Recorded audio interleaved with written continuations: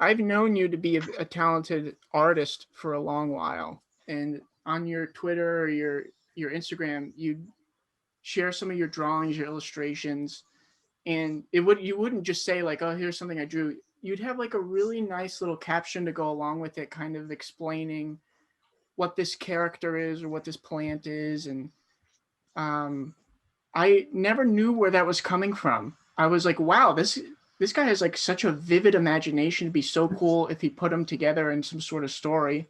And that's what you did. You wrote a book. Was that always the plan? Was that what you were working on for so long? Or did you have like a bunch of these ideas and you were like, oh, I might as well throw them together into something?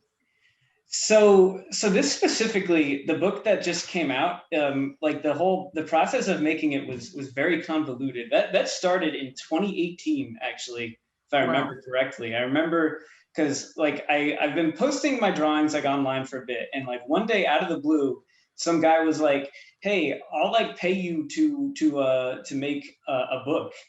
um it was weird because I did not have, I mean, I'm not like famous now, but I had like no followers back then. I do not know how this guy found me.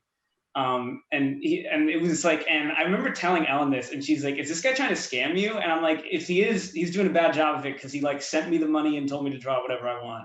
So Wow. bad scam on his part. um and like originally it was supposed to be a comic book, and I got like 12 pages into that. I'm like, wow, this is way harder than I thought it would be. And then I, by that time, I was like out of college, and I was like trying to find work. And so I had to just be like, if I'm going to get this done, it's got to just be stuff I can draw without it being way too hard, and just kind of, because I had been doing the thing for a while where I would make a drawing and like do like a little like micro story with it. And I'm like, I got to keep it like that if I want to get this, if I ever want to get this done in a reasonable amount of time. Because at that time I was just working a lot, and planning for a wedding, and there was a lot going on. Yeah. So I kind of did that where I got like half the book done of just like illustrations, and then I'm like, what kind of story can I write that would make this look like it would all go together? And then like the second half actually fit into that story. But it took a while because it was just in my free time. I would just think of something. Once I had the story going, I had to like make stuff that would fit the theme of it. But yeah, it was kind of a hodgepodge. Things took a while, and it was, all of it was my first time doing it, so I was learning a lot. And it's a little bit rough, but I'm ultimately proud of how it came out. I think it's pretty cool. And was the person who kind of fronted you the money, was he happy with what you came up with? Yeah, I know. He's kind of mysterious. I've only talked to him like voice to voice like once. Other than that, it's just been messages online. He's a super nice guy, but it's hard to get a read when you're just messaging someone. Yeah. But like he like promoted the heck out of it, and like everything I did, he was like, yeah, no, go ahead and do that. So yeah, I think it worked out for him. That's incredible. I Yeah. had no idea. That's awesome. So I want to talk about the book specifically, but I'm also so curious about how you got into drawing and stuff because that's definitely not what you went to school for, right? No, I went to school for engineering, and that's still my job. Cool. Yeah. No, I've always been into drawing. I That was what I did all the time as a kid, all the way through middle school. And in high school, I at that point I really wasn't able to teach myself how to get better, and Hmm. I was just stagnating. 'Cause when I was a kid, I was always like, yeah, I'm gonna go to school for art. But by the time I actually had to pick a school, I was like, man, I'm really not that good at this. And I got good grades in math and science, and I thought engineering was cool, so I went with that. When I was in college, I started finding like resources to like just self improve, because I never totally dropped drawing, and I was getting back into it, and people were sending me artists, and I was like, this is really cool. I want to do this. So yeah, some point at Rutgers, I started drawing again, like seriously. And since then, it's been nonstop. It's like something I do every day, pretty much whenever I have free time. It's just, I love it. Yeah. That's awesome. Do you do a lot of like pen or pencil to paper, or are you doing a lot of digital art? So for the most part, like stuff that you'll see me draw these days, like the lines are all it's like pencil on paper, and then I ink it with pens, but then I scan it in. I do most of the coloring digitally. That's I kind of like worked myself into a corner there where like that's my workflow that I can get stuff done the easiest. Yeah. Because I'm doing like a lot of commissions lately, and I have to pump stuff out. Not like I'm pumping stuff out like it's garbage, but like I like to get stuff as done as quick as I can so I can meet deadlines, and that's how it works. But I like to do, in a perfect world, I would take my time and do a lot of stuff more like painterly and like stuff on paper. I like traditional art a lot, but it's just more time consuming, and I don't have as much experience with it, so it's kind of what I got to do when I'm not doing work for other people. Did you ever have artists that you looked up to or call back to as an influence, or were you just always doing your own thing? No, I totally have artists that I just like am a complete fanboy over.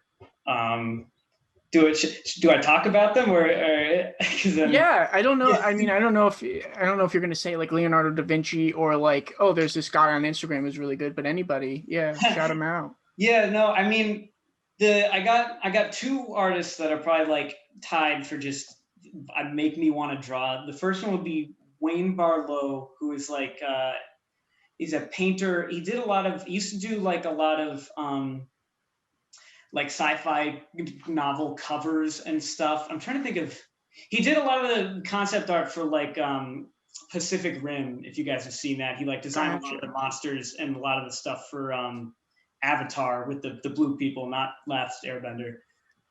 But he had a bunch of books that he illustrated that were just like just weird creatures that he made up entire like ecosystems for them and all this stuff. And I had those as a kid, and to this day I think they're some of the coolest books ever. And he's an incredible artist. I love him.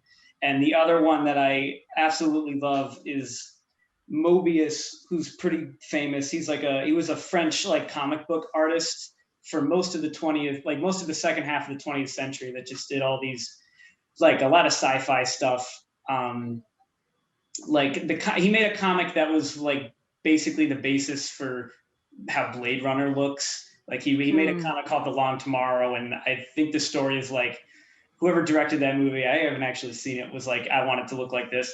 But yeah, he does a lot of pen and ink stuff that is probably closer to what I actually draw, although he's like way better.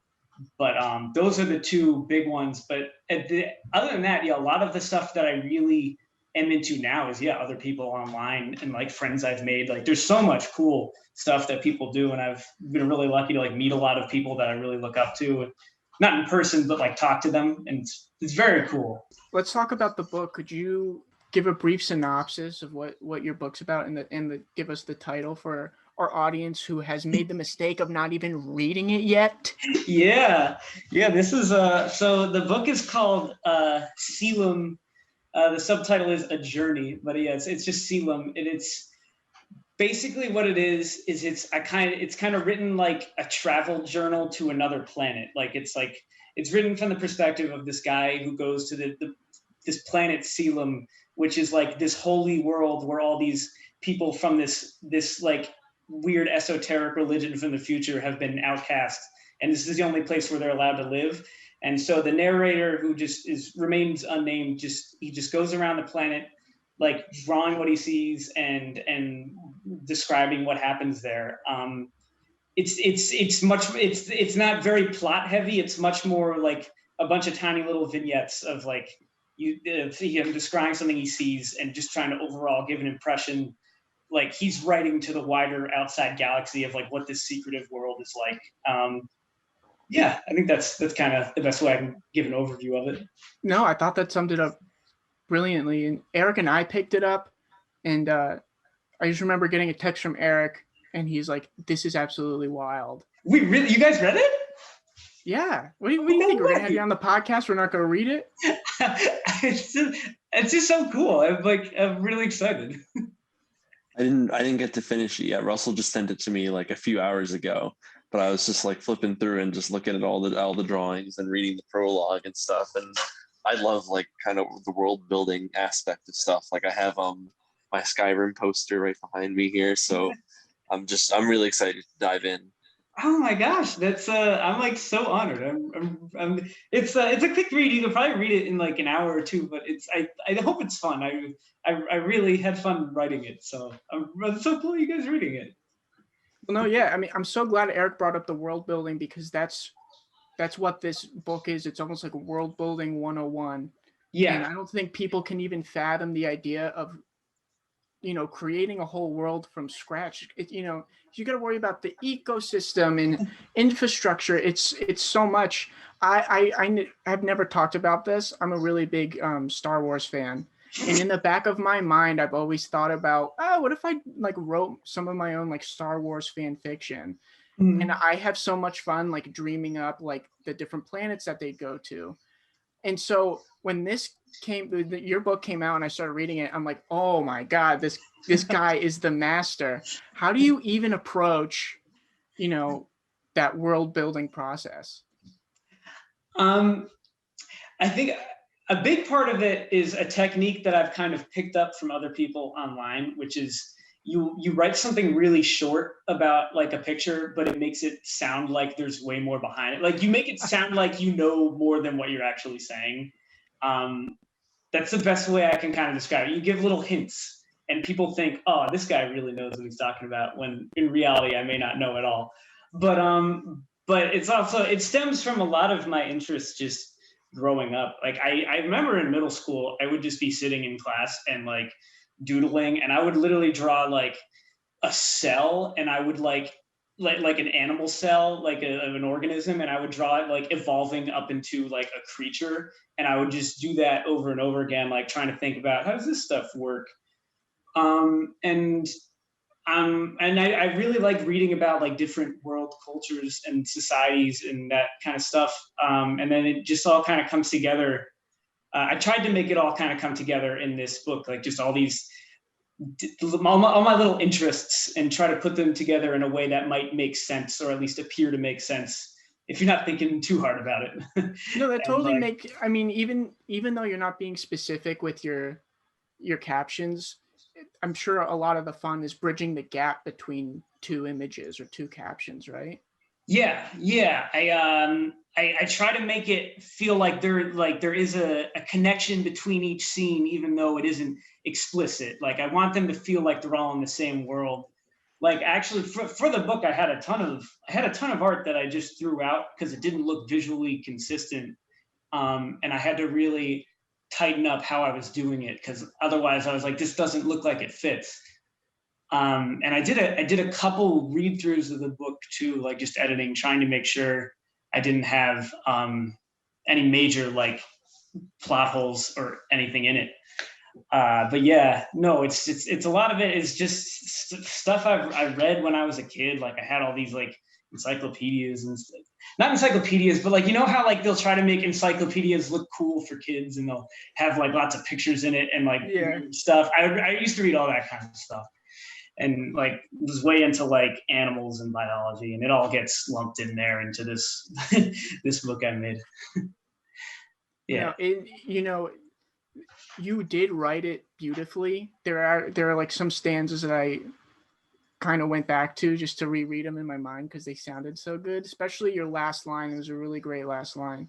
But the images just help paint the picture of the world that you're explaining so eloquently. It's awesome. It is so sick. Thank you. Yeah,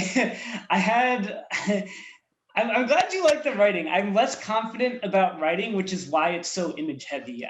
Because in my mind, I'm like, I gotta let the drawings do some of the work, because I didn't think I could carry it with writing alone. But I'm glad you think it's good. It's cool. I read a lot, but I don't write a lot. Gotcha. Well, so what kind of stuff do you read? I mean, the stuff that I like to read is like all science fiction, fantasy stuff. I try to like cycle through, like I'll read a book for fun and then I'll read like something more serious. So I'm not just getting like complacent, and I'm always trying new things. But the stuff that I really genuinely love that's all kind of old sci-fi stuff. It never gets old to me. I love it. Yeah. Do you see yourself writing another book like this in the future? Are you just going to stick with doing your kind of one-off drawings, or are you looking to do a comic book?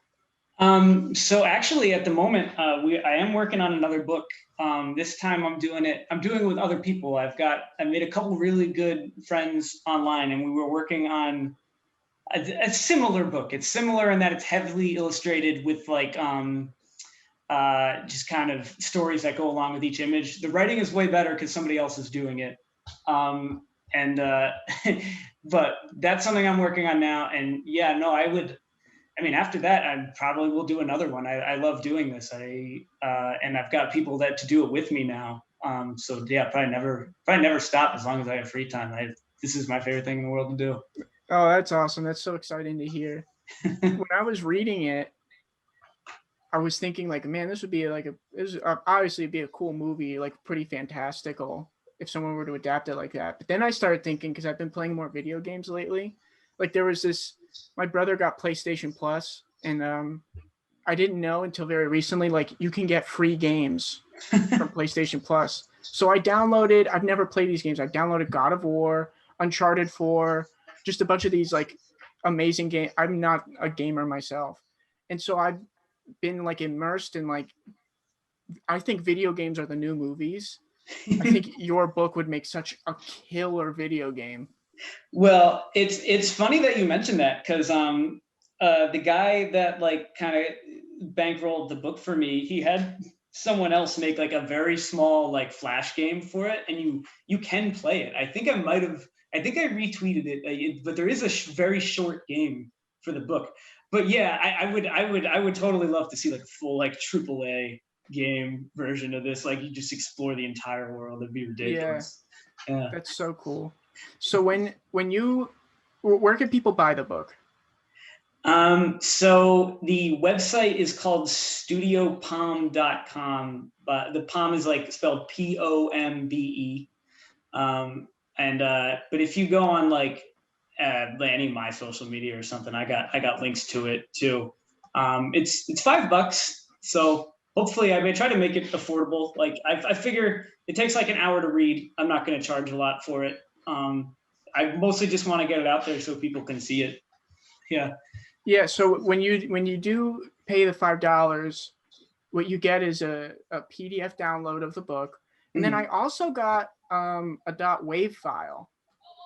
Oh yeah. So yeah, that's what I'm talking about. Like the process for making this book was very convoluted, and the guy that was running it did all these things without telling me. And like it's all cool, but like I wish he had told me so I could have gotten excited and like promoted it. But he like had someone make a rap for the book, which is wild. It's like it's so out there, and I would say it's like a good rap. And then I found out that the guy who does the rapping is like from New Jersey too, which is weird because I've never met him, and the guy that ran it, the guy that's like running this whole thing is I think from California. So I just thought that was a weird coincidence. But yeah, there's like a rap, there's like a flash game, and there was like I know there was way more planned, and this was like the first time for like all of us doing this, and I think just some stuff got scrapped. But yes, you do get a song with the book. I really should promo that more. I was pleasantly surprised. I thought it was so cool. It's so funny. Yeah, there's probably so many people, because quite a few people about the book. I was surprised, and they're probably all of them had that same reaction. Like, why do I have a .wav file with this? My first reaction was like, oh my God, did he record an audiobook? that would have been cool. That probably wouldn't be hard to do. That might be one day I might do that. You got to get Russell to read it. Oh my God, I got to read it. Russ, would you do it? I would love you to do it. If you have like characters, I'll do voices for all the characters, and then I'll do like Foley in the background. Yeah, you can do all the audio. Thank you for the gig, Eric. Yeah, no problem, man.